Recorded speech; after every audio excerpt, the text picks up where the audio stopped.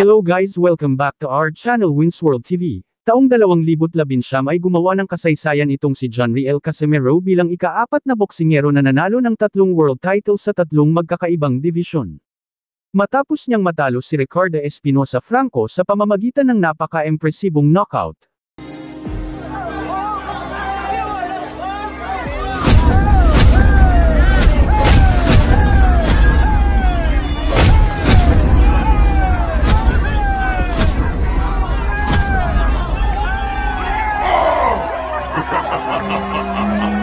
Ilang buwan lang ang lumipas at itinapat naman si John Riel Casimero sa rank number 10 ng WBO contender na isang Meksikano na si Cesar Ramirez. Si Ramirez ay hindi rin basta-bastang kalaban ito dahil isa ito sa pinakamalakas na boksingero ng bansang Mexico, at sa 6 niyang sunod-sunod na mga laban ay lahat ng kanyang naging kalaban ay puro knockout ang inabot, kaya buo at tiwala din siya sa kanyang kakayanan sa ibabaw ng boxing ring na kayang-kaya niya talunin si Cuadro Alas Angas ng Pinas John Riel Casimero. Ayon kay Cesar Ramirez ay dumayo siya para wasakin si John Riel Casimero sa harap ng sambayanang Filipino, dahil para sa kanya ay easy fight lang si John Riel Casimero. Dagdag pa ni Ramirez ay papatulog din niya sa maikling round itong pambato ng bansang Pilipinas na si John Riel Casimero. Ang bakbakan nila ay magaganap sa San Andres Sports Complex Malati, Manila. Sa laban na ito ay kung sino ang magwawagi ay siyang kakalabanin ni Solana TT. Personal din pinanood ni Manny Pacquiao at Senator Chavez Singson ang laban na ito. Round 1 pa lang ay talagang kitang-kita ang pagka-agresibo at gusto na agad tapusin ang laban ng ating pambato na si John Riel Casimero. Casimero, who really likes his right hand, as we've seen in previous fights, Kenito. Well, Casimero is a very aggressive fighter. As you see, he's leading off with the left hand, but his right hand is always cocked. That's the big punch that he wants to unload. That right hand, it can be either a right straight or a right hook or a right cross. You can see Ramirez, they're using his height advantage there with the jab early on, but Casimero wanting to let his power be known early, it seems like. You also see the left hand of Casimero backing sometimes down his sides. To move up in weight. Now hoping to get a chance to be world champion again. He's 30 years old. Just trying to be more aggressive now, Benito, but still missing. Slip.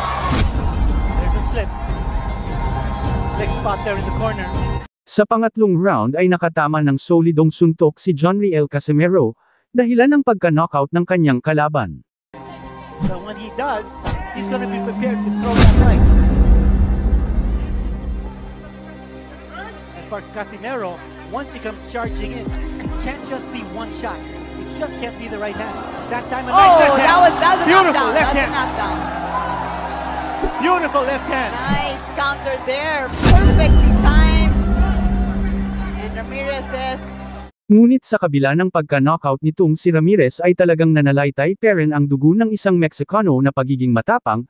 Nakipagsabayan ito kay John Riel Casimero lakas sa lakas, kaya tila nakabawi siya ng kaunti hanggang round 5 kay John Riel Casimero. another right. Oh, what a nice shot. wow, solid right from the Mexican. And that got Casimero's attention. Yeah. This is getting interesting, Kenito. Yeah, he's going to want to get back.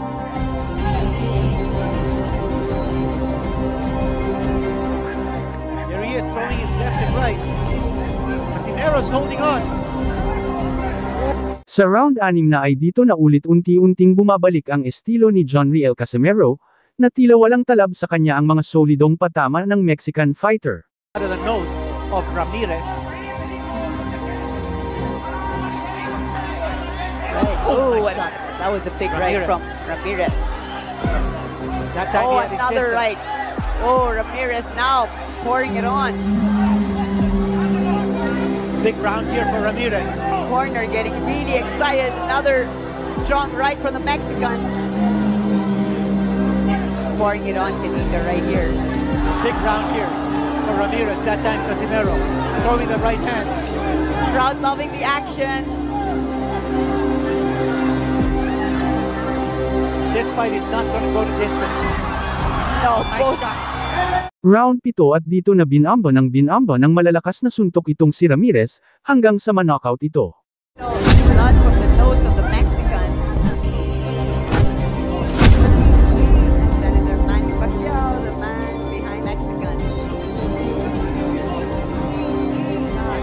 come up with something big. Exactly. He's been down twice. He knows Oh! points. Wow! There we go. That was a solid right from Casimero. And Ramirez holds on. Whoa! Both fighters are down. You also see that Ramirez is breathing from the mouth. He's having difficulty breathing because of the blood Oh, coming another out of his solid nose. right from Here we go. Casimero. And he's down. Oh. He's down. They're going to call a knockdown. Wow. A solid. Casimero Flurry. went through the ropes there. There's Oh blood. man, this is all heart now for Yeah. the Mexican. Whoa! Another, oh boy! One more big punch. And he's really Oh. on shaky legs. Umabot hanggang round 10 itong Mexican boxer na si Ramirez, ngunit sa round na ito ay bodega naman ni Ramirez ang binamba ng ating pambato na si Jonriel Casimero at tinapos ni Jonriel Casimero sa pamamagitan ng solid na suntok itong Mexican boxer na si Cesar Ramirez. Cesar Ramirez. Again, a shot to the side of the body by Jonriel Casimero. Yes. On his body.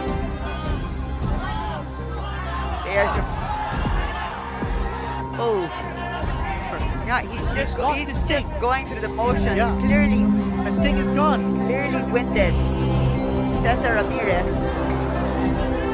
But he's still letting his hands go. Oh! Wobbly legs.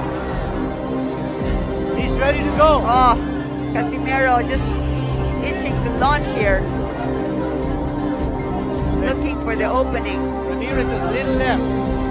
But for Casimero, one shot to the midsection. That's what he's looking for. A shot to the side of the body. Finish him. But make no mistake about it. Oh, down! It's down! It's down! And I think it's out! It's over! That's it. Oh, what a We knew it was beautiful happening. ending to this fight! We knew it was going to happen. He had very little left. Oh, And flat on his back. Unbelievable ending. what a Jonriel Casimero. what a fantastic show there from the Filipino.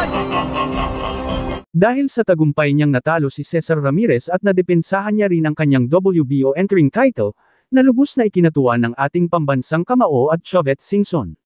Dahil muli naman siyang nagbigay ng karangalan sa ating bansang Pilipinas. Ilang taon ang lumipas at marami na itong napagdaanan ng mga laban. October 13, taon kasalukuyan ay dinayo ang bansang Japan para naman kalabanin si former world challenger Saul Sanchez. しかし、カシメロの方はキレありますね。やはり序盤強いですね、カシメロ。いきなりダウンが生まれました。まあ、ただそこからサンチェスの方もいいパンチを返しました。ちょっとこれは目が離せません。ナッチャー。ジャブ、ここで左のフック。これサンチェスこれ得意なんですよ。もうためを作らずに左フックうまく打ち込めるんですよね。今度はボディに打ち込んでいくカシメロ。少しフェイントを入れましたサンチェス。そこに対して2回目、サンチェスも返した。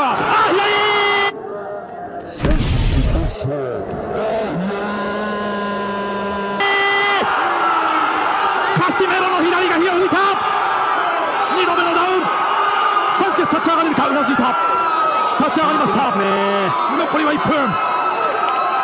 さあカシメロが来るか。仕留めに来る。サンチェスしのげるか。攻勢一方か。いや返す。いいですね。返している。そこに打ち込んでいくサンチェス。いやカシメロが集めていく。左が入った。ちょっとサンチェス力ないですね。ただタイミング合ってますよ、左フック。右から残りは40秒。少し落ち着くか。いやまだ効いている。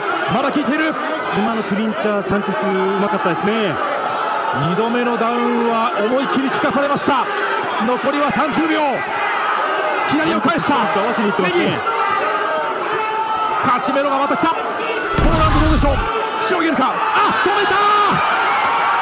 終わった。Damako naman tayo sa iba pang mga balita. So Junto Nakatani malaki ang race pito sa magkapatid na Inoue, at alam niya na ito ay malalakas na mandirigma sa ibabaw ng boxing ring, ngunit malaki pa rin naman ang tiwala niya sa kanyang sarili, lalong-lalo na sa kanyang kakayahan pagdating sa pakikipaglaban sa ibabaw ng boxing ring. Malaki din ang tiwala niya sa kanyang lakas at diskarte sa pakikipaglaban, kaya ayon kay Junto Nakatani, kayang-kaya niya daw umano patumbahin ang magkapatid na Inoue. Maingay at matunog na ang planong pagkasa ng bigating sikat na promoter na si Bob Arum, sa laban ng dalawang Japanese boxer at parihas undefeated world champion. Ito ay sina current undisputed N4 World Division Champion Naoya Inoue at current WBC World Bantamweight Champion Junto Nakatani. Ayon dito sa current WBC World Champion na si Junto Nakatani ay talagang nakahanay at nakaplano na talaga ang paglaban niya sa current undisputed N4 World Division Champion na si Naoya Inoue aka the Japanese Monster. Ngunit bago niya kakalabanin si Naoya Inoue, ay uunahin niya muna ang kapatid nito na si current WBA Bantamweight Champion Takuma Inoue sa isang unification fight.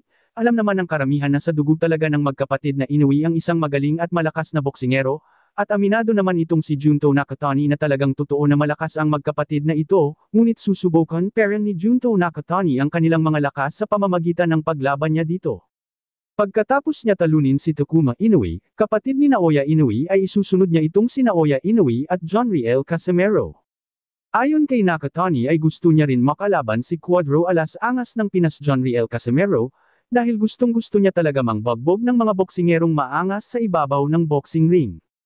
Aminado din dito si Junto Nakatani na isang malakas na nilalang itong si Jonriel Casimero, ngunit wala namang masama daw kung susubukan niya ang lakas nito. Dahil tulad sa rason niya na gusto niya makalaban ang Inoue brothers ay ganun din ang rason niya sa paglaban niya sa angas ng Pinas Jonriel Casimero. Sa kasalukuyan ay napakaabala itong si Junto Nakatani sa kanyang mga training, bilang paghahanda sa paparating niyang laban na magaganap sa bansang Japan ngayong October 14, 2024, ang laban ay isang world title defense. Dedepensahan ni Junto Nakatani ang kanyang hawak na titulo laban kay Tasana sa lapat ng bansang Thailand na may tala na 76 wins, 53 dito ay tinalo niya sa pamamagitan ng knockouts, at may isang talo. Marami din kasing naniniwala sa lakas nitong si Junto Nakatani at makakapagbigay ng unang pagkatalo dito sa tinaguriang The Japanese Monster Naoya Inoue.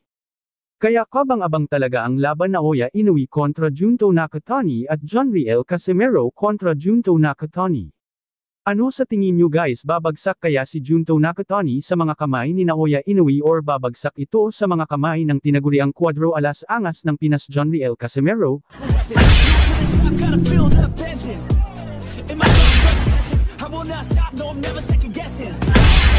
Dagdag pa sa ating mga balita.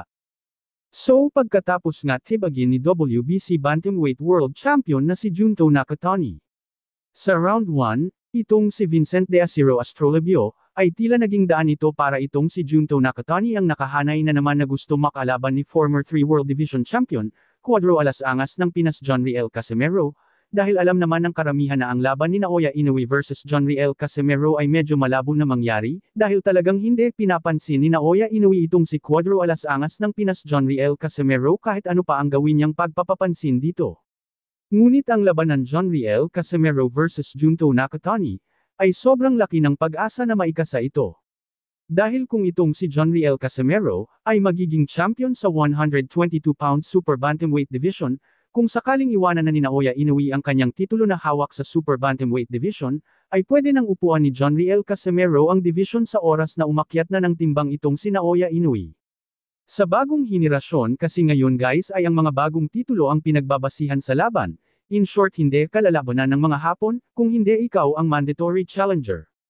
Uhaw na uhaw kasi ang mga Hapon pagdating sa titulo. Kaya kung si Jonriel Casimero ang maging champion sa naturang division ay tiyak may pag-asa itong si Jonriel Casimero makalaban si Junto Nakatani.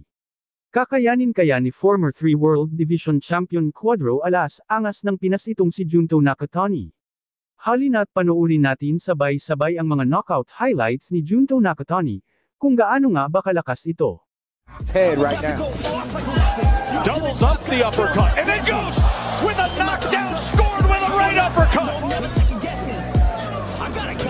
Oh! A straight left hand. Oh! Oh my! Oh my! That was devastating. He is laid out. Thank you for watching. Salamat sa inyong panunood. This is Wins World TV, saying peace, love and good vibes lang tayo lagi, okay, alright. Hello guys, welcome back to our channel Wins World TV. So Junto Nakatani malaki ang race pito sa magkapatid na Inoue, at alam niya na ito ay malalakas na mandirigma sa ibabaw ng boxing ring, ngunit malaki pa rin naman ang tiwala niya sa kanyang sarili, lalong-lalo na sa kanyang kakayahan pagdating sa pakikipaglaban sa ibabaw ng boxing ring. Malaki din ang tiwala niya sa kanyang lakas at diskarte sa pakikipaglaban, kaya ayon kay Junto Nakatani, kayang-kaya niya daw umano patumbahin ang magkapatid na Inoue. Maingay at matunog na ang planong pagkasa ng bigating sikat na promoter na si Bob Arum, sa laban ng dalawang Japanese boxer at parihas undefeated world champion. Ito ay sina current undisputed N4 World Division Champion Naoya Inoue at current WBC World Bantamweight Champion Junto Nakatani. Ayon dito sa current WBC World Champion na si Junto Nakatani ay talagang nakahanay at nakaplano na talaga ang paglaban niya sa current undisputed N4 World Division Champion na si Naoya Inoue aka the Japanese Monster.